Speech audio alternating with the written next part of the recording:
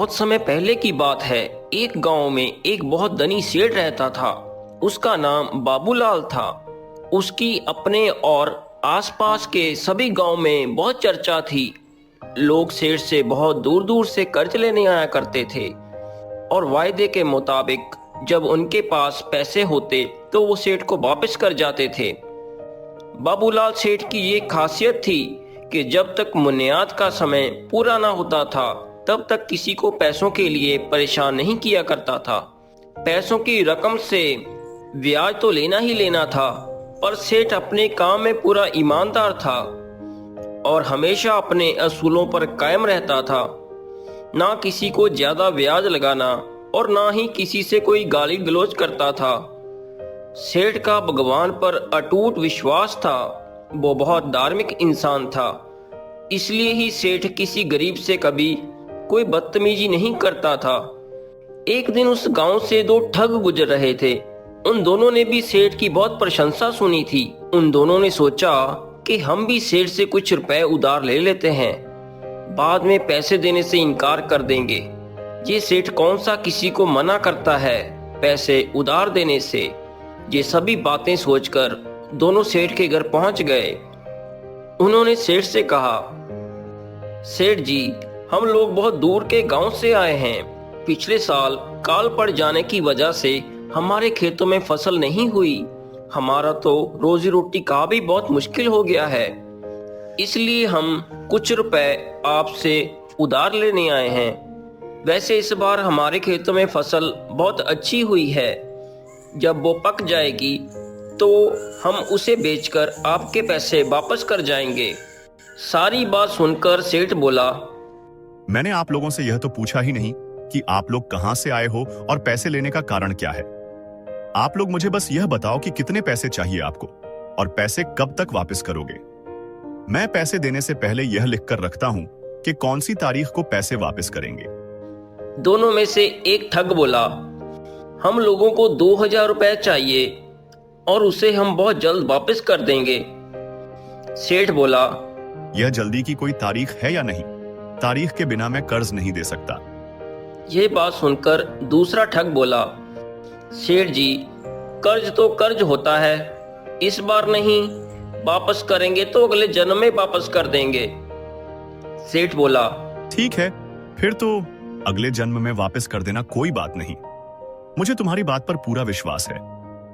इतना बोलकर सेठ ने अपने मुंशी से कहा, इनके नाम का खाता खोल दो, नाम लिखकर साथ में 2000 रुपए लिख दो और तारीख में लिख दो कि अगले जन्म में वापस करेंगे। मुंशी बोला, पर सेठ जी। परवर कुछ नहीं, तुम अपना ज्यादा दिमाग मत लगाओ। जो मैंने तुमसे कहा है बस वही करो तुम। मुंशी बोला, ठीक है सेठ जी, जैसा आप कहें। मुंशी ने वैसा ही किया। इसके बाद दोनों ने मुंशी से पैसे ले लिए और एक कागज पर हस्ताक्षर कर दिए। बिना पैसों की गिनती किए वो दोनों ठग सेठ का धन्यवाद करते हुए वहां से चले गए। वो दोनों बहुत खुश हुए कि आज तो हमारी लॉटरी ही लग गई, हमने सेठ को मूर्ख बना दिया। जब वो ठग वहां से चले गए तो सेठ के मुंशी ने कहा, सेठ जी, मुझे तो नहीं लगता यह लोग कभी पैसे वापस करेंगे। इस इरादे के साथ तो यह लोग यहाँ आए ही नहीं थे। ये जो कागज पर हमने लिखा है ये तो सब उल्टा लिखा गया सेठ जी। ऐसे तो हम इन दोनों पर कोई कानूनी कार्रवाई भी नहीं कर सकते। ये बात सुनकर सेठ हंसते हुए अपने मुंशी से बोला, यह सब मैंने जानबूझकर किया है। समय आने पर तुम्हें सब पता चल जाएगा। साथ ही मेरी एक बात याद रखना, जो कर्ज होता है वो कर्म के समान होता है। इंसान के जन्म के साथ ही चलता रहता है और इसे अगले जन्म में भी भोगना पड़ता है। पर मुंशी को सेठ की कोई भी बात पल्ले ना पड़ी। दूसरी तरफ वो दोनों ठग भी चलते जा रहे थे। चलते चलते एक ठग दूसरे से बोला, हमने जितना सोचा था ये सेठ तो उससे कहीं ज्यादा मूर्ख निकला। मुझे तो ऐसा लगता था कि दूसरे जन्म की बात सुनकर वो हमें घर से धक्के देकर बाहर निकाल देगा, पर उसने तो हमें मालामाल कर दिया। पर एक ही कमी रह गई, अगर हम और ज्यादा मांग लेते तो वो शायद और भी दे देता। पर सेठ ने ये नहीं सोचा कि अगले जन्म किसने देखा है। कौन उसके पैसे वापस करने आएगा। चलो, अपना तो फायदा ही फायदा है। अब हम कुछ दिन ये जो पास में एक गांव है वहां रहकर आराम से ऐश करेंगे। उनको चलते चलते रात हो गई। वो रात गुजारने के लिए घर ढूंढने लगे। उन दोनों ने एक किसान का घर देखा। उन्होंने घर का दरवाजा खटखटाया तो किसान बाहर आ गया। ठग ने किसान से कहा, भाई, हम लोग मुसाफिर हैं, दूसरे शहर जा रहे थे, पर रास्ते में ही अंधेरा हो गया। हमें रात गुजारने के लिए थोड़ी जगह चाहिए। सुबह होते ही हम लोग यहाँ से चले जाएंगे। वो किसान दिल का बहुत ही अच्छा था। किसान बोला, आ जाओ, कोई बात नहीं, आप लोग यहाँ रात गुजार सकते हैं, सुबह चले जाना। किसान ने उनके रहने का सारा प्रबंध कर दिया। साथ ही उन्हें कहा, भाई, अगर खाना खाना हो तो बता देना। ठग बोले, धन्यवाद जी, पर हमें खाने की जरूरत नहीं है। हम दोनों खाना खाकर आए हैं, बस हमें रहने के लिए छत चाहिए थी, वो आपने दे दी, यही बहुत है हमारे लिए। वो दोनों आराम से बिस्तर पर लेट गए। जब आधी रात हुई तो दोनों में से एक ठग को कोई आवाज सुनाई दी। आवाज सुनकर वो डर कर उठकर बैठ गया और साथ वाले को भी उठा दिया और बोला, हमारे आसपास जरूर कोई ना कोई है, मुझे आवाज आ रही है किसी की। जब वो देखने लगे तो उन्हें दूर दूर तक कोई भी नजर नहीं आया, बस वहां पर किसान के 2 बैल थे। जब उन्होंने बैलों को देखा तो वो बहुत हैरान हुए। वो दोनों इंसान की आवाज में बातें कर रहे थे। एक ठग दूसरे ठग से बोला, कहीं मैं कोई सपना तो नहीं देख रहा हूँ, ये दोनों तो इंसानों की तरह बोल रहे हैं। दूसरा ठग बोला, नहीं नहीं, ये जो कुछ भी हो रहा है वो सब सच है। इसके बाद वो दोनों उन बैलों की बातचीत ध्यान से सुनने लगे। एक बैल ने दूसरे बैल से कहा, अपनी दोस्ती की ये आखिरी रात है, आज के बाद हम दोनों फिर कभी इकट्ठे नहीं हो पाएंगे। दूसरा बैल बोला, यही बात तुमसे मैं कहने वाला था, पर पहले तुमने ही कह दिया। पहला बैल बोला, वो इसलिए कि जो अपना मालिक है उससे मैंने पिछले जन्म में 300 रुपए उधार लिए थे और उस जन्म में वो रुपए मेरे से वापस नहीं किए गए, इसलिए कई महीने उसके हल में जुड़कर उसके लिए मेहनत की और उसका कर्ज उतारा है मैंने। और कल वो काम पूरे 300 रुपए का हो जाएगा और उसका कर्ज उतर जाएगा, इसलिए कल सुबह मेरी मौत हो जाएगी। ये सुनकर दूसरा बैल बोलने लगा, फिर तो तुम खुशकिस्मत हो कि तुमने कर्ज कम लिया था, तभी तुम्हें जल्दी छुटकारा मिल जाएगा। मेरी किस्मत में तो अभी और कई महीने दुख सहना लिखा हुआ है। कल इस किसान के पास एक और शख्स आएगा जो किसान से मुझे छीन कर ले जाएगा, फिर मुझे और कई महीने उसका काम करना पड़ेगा। ये सुनकर पहला बैल बोला, इस किसान से वो दूसरा तुम्हें छीन कर क्यों ले जाएगा? फिर वो बताता है कि ये जो अपना मालिक है इसने उसका कर्ज नहीं उतारा अभी तक, इसलिए वो कर्ज के रूप में जो किसान से रुपए लेने हैं उसकी जगह मुझे ले जाएगा और मुझे पीटता हुआ लेकर जाएगा। ये सुनकर पहला बैल बोला, ये तो बहुत बुरा होगा तुम्हारे साथ, मुझे ये सुनकर बहुत दुख हुआ। दूसरा बैल बोला, दुख कैसा भाई, ये तो पिछले जन्म के कर्म हैं सब, इस बार उतार कर जाने ही पड़ेंगे जो कर्ज पिछले जन्म में लिए हुए हैं, नहीं तो भगवान हमें बैल क्यों बनाता।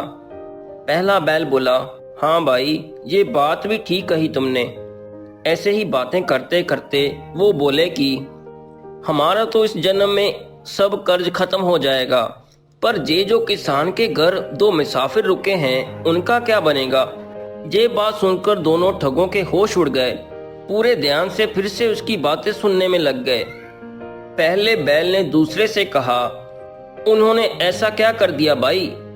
तो दूसरा बैल उसे बताता है कि ये दोनों पता नहीं आज तक कितने ही लोगों को ठग चुके हैं और अब भी पास के नगर में से किसी से पैसे उधार लेकर फिर पैसे वापस ना करने की नीयत के साथ लेकर आए हैं। ये बातें सुनकर पहला बैल बोला, फिर तो इनको सेठ का गधा बनना पड़ेगा, फिर ही ये कर्ज उतरेगा। ये सुनकर तो दोनों ठगों के बिल्कुल होश उड़ गए। वो दोनों कांपने लगे। फिर एक ठग कहने लगा, क्या तुमने सुना? इनका तो बैल बनकर काम चल गया, पर हमें तो गधा बनना पड़ेगा। फिर दोनों ठग कुछ आपस में फैसला करने लगे।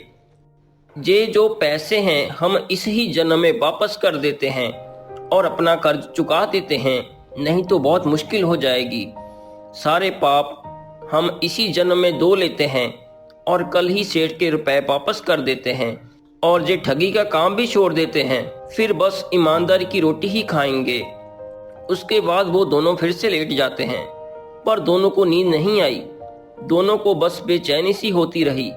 सारी रात वो बस बैलों को ही देखते रह गए।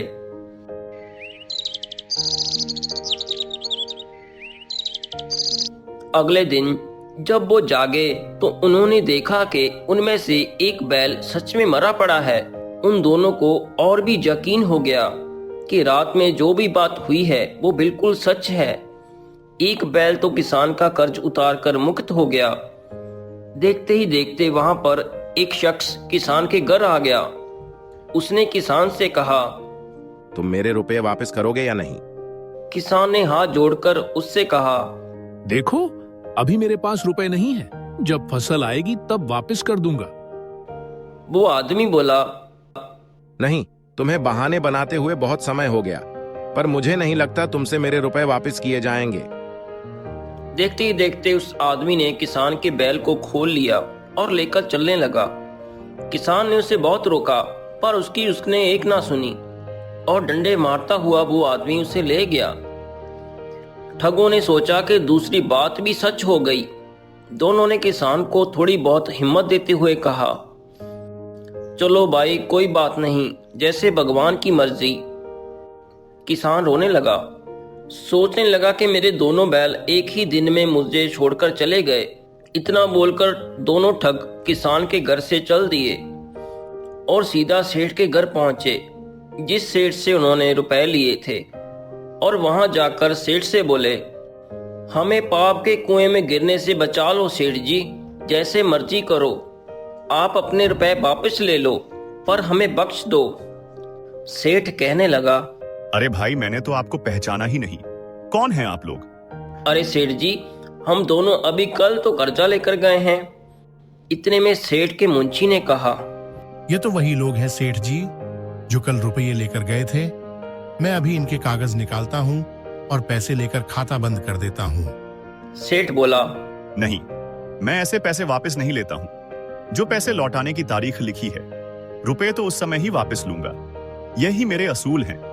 तुम दोनों ने बोला था कि अगले जन्म में हम कर्ज वापस करेंगे, तो मैं अगले जन्म में ही वापस लूंगा।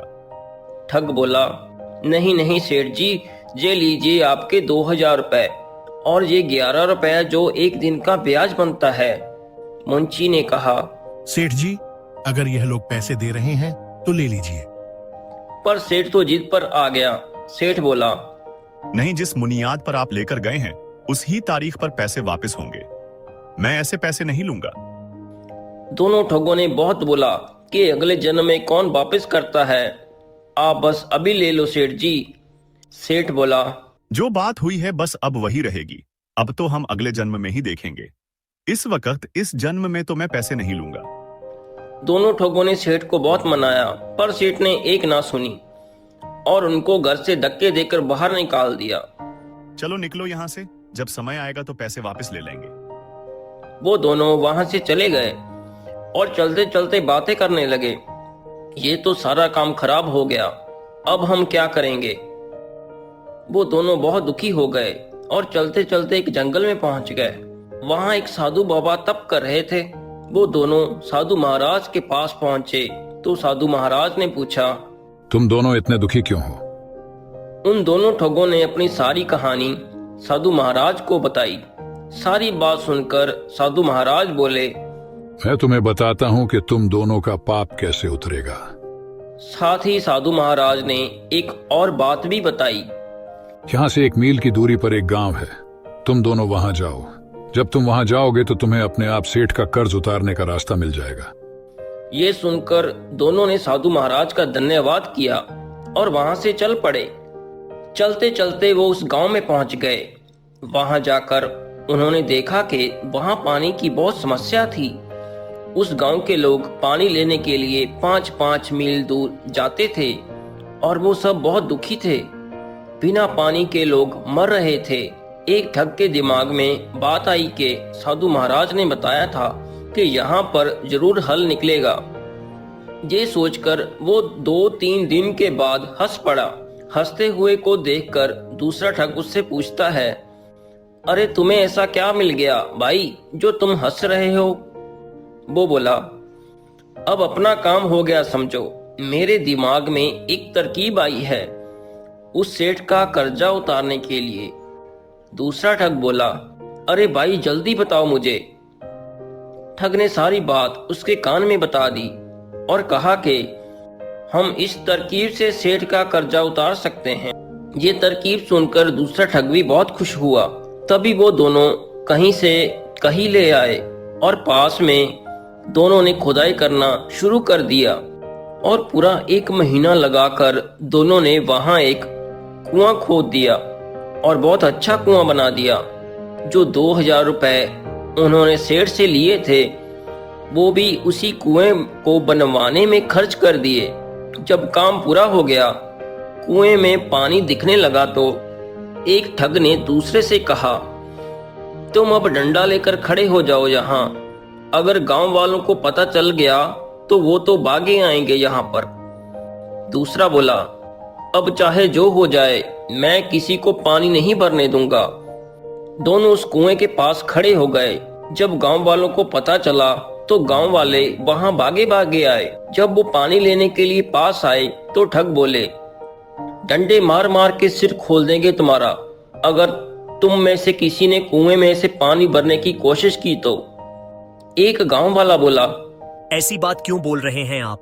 आपने तो हमारे ऊपर बहुत बड़ा एहसान किया है। आपको तो पता ही है कि गांव में पानी की कितनी तंगी है। ठग कहने लगे, ये जो कुआं है वो हमारा नहीं है, हम तो इसके रखवाले हैं। ये जो कुआं है ये पास के गांव में रहने वाले सेठ बाबूलाल का है। आप सभी लोग उसके पास जाकर पूछ लो। अगर सेठ जी पानी भरने की इजाजत देते हैं तो ठीक है, फिर आप पानी भर लेना, हम दोनों कुछ नहीं कहेंगे। ये बात सुनकर गांव वाले इकट्ठे होकर सेठ बाबूलाल के घर जा पहुंचे और सेठ से कहने लगे, हमारे ऊपर रहम करो सेठ जी। सेठ बोला, अरे भाई मैंने ऐसा क्या कर दिया जो आप लोग मुझसे रहम की भीख मांग रहे हो? मैंने तो किसी का कुछ भी बिगाड़ा नहीं है। ये बात सुनकर गांव वाले बोले, जो आपने हमारे गांव में कुआं खुदवाया है उसमें से पानी भरने की हमें इजाजत दे दीजिए। हम लोग बहुत परेशान हैं सेठ जी। हमारा पूरा गांव पानी के बिना बहुत मुश्किल से गुजारा कर रहा है। सेठ सब सुनकर बोला, कौन सा कुआं? किसकी बात कर रहे हैं आप लोग? आपके गांव में ऐसा काम तो कोई मैंने किया ही नहीं। जरूर आप लोगों को कोई गलतफहमी हो गई है। गांव वाले फिर से कहने लगे, सेठ जी आप हमारा दिल ना तोड़ो, मना मत कीजिए सेठ जी। आप हमारे साथ हमारे गांव में चलिए, नहीं तो आपके 2 आदमी हमें पानी नहीं भरने देंगे। ये बात सुनकर सेठ फिर उन लोगों से पूछता है, कौन से 2 आदमी? मैंने तो कोई भी आदमी आपके गांव में नहीं भेजा है। जब गांव वाले बहुत मिन्नत करने लगे तो सेठ ने कहा, अगर वो 2 आदमी मेरे कहने पर आप लोगों को कुएं से पानी भरने देंगे तो कोई बात नहीं, मैं आपके साथ चलता हूँ। और साथ ही आपको यह सच भी पता चल जाएगा कि मैं वो आदमी नहीं हूँ जिसके लिए आप यहाँ आए हो। सेठ अपने मुंशी को साथ लेकर उन गांव वालों के साथ चल पड़ा। जब वो वहां पहुंचे तो उन्होंने देखते ही उन दोनों को पहचान लिया कि ये तो वही 2 ठग हैं जो हमारे से रुपए लेकर आए थे। सेठ ने मुंशी से कहा, यह तो वही हैं जो हमारे से रुपये लेकर अगले जन्म में वापस करने को बोलकर गए थे। मुंशी ने भी कहा, जी सेठ जी, ये वही दोनों हैं। चलो चलकर देखते हैं कि इन दोनों ने अब कौन सा नया कारनामा किया है। सेठ ने आते ही बोला, ये कौन सा चक्कर चला रखा है तुम दोनों ने? मेरा तो ये कुआं है ही नहीं। सेठ जी, ये आपका ही कुआं है। अगर आप इजाजत देंगे तब ही हम गांव वालों को इससे पानी भरने देंगे। जब यह कुआं मेरा है ही नहीं तो मैं इजाजत कैसे दे सकता हूँ? तो ठग ने कहा, सेठ जी, चाहे आपने ये कुआं नहीं खुदवाया पर इस पर जो खर्च हुआ है वो आपके ही पैसे हमने लगाए हैं सेठ जी।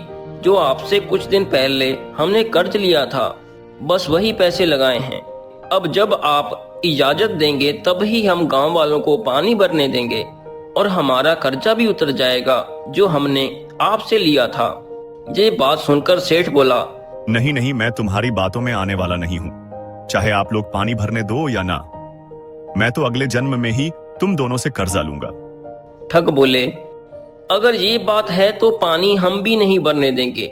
जो जे गांव वाले हैं जब प्यास से मरेंगे तो आपके ही सिर इनकी मौत का पाप लगेगा, और अगर आप पानी भरने देंगे तो जे लोग जो दुआ देंगे वो भी आपके हिस्से में ही जाएगी। ये बात सुनकर गांव वाले सेठ के सामने हाथ जोड़ने लगे। सेठ जी, हमारे लिए इतना काम तो करके जाइए आप। जब गांव वालों ने बहुत जोर दिया तो सेठ ने हाँ बोल दी। चलो ठीक है, आज से यह कुआं मेरा हुआ और तुम दोनों चालाक आदमी जीत गए। आज से तुम्हारा कर्ज उतर गया। अब अगले जन्म में कोई कर्ज नहीं देना आप लोगों ने। ये सुनकर सभी गांव वाले अपने घर को चले गए पानी भरने के लिए बर्तन लेने। इतने में सेठ ने दोनों ठगों से पूछा, जिस हिसाब से तुम लोगों ने खेल खेला है, यह बहुत दिमाग का काम है, पर मुझे यह बात समझ नहीं आ रही कि तुम दोनों इतनी जल्दी कैसे बदल गए। देखो, तुम दोनों आए तो मेरे से ठगी करने ही थे कि पैसे लेकर फरार हो जाएंगे, पर एक रात गुजरते ही आप लोगों को क्या हो गया कि पैसे लौटाने मेरे घर वापस आ गए। फिर ठगों ने सेठ को सारी बात बताई कि कैसे हमने बैलों को बात करते सुना और कैसे हमारा मन बदला। इतने में गांव वाले भी पानी भरने वहां आ गए। ये सब देख सेठ भी बहुत खुश हुआ और दोनों ठग भी। उस दिन से उन्होंने कसम खा ली कि कभी भी किसी के साथ कुछ गलत नहीं करेंगे और ईमानदारी से बाकी जिंदगी गुजारेंगे।